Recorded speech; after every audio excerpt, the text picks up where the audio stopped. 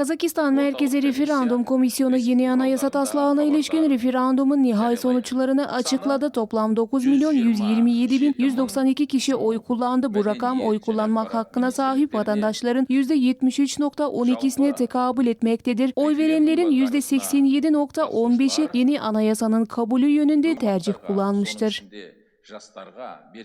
Бұл ретте әр өңірде осы шешімді жақтап azamattардың Ülkenin tüm bölgelerinde vatandaşların büyük çoğunluğu söz konusu kararı destekleyerek oy kullanmıştır. Böylece referanduma ilişkin mevzuatta öngörülen ülkenin 20 ilinin en az 3'te 2'sinde referanduma katılanların yarıdan fazlasının lehte oy kullanması şartı yerine getirilmiştir. Bu nedenle yeni anayasanın kabul edildiği resmen ilan edilmektedir. Сондықтан жаңа конституция қабылданды деп танылады.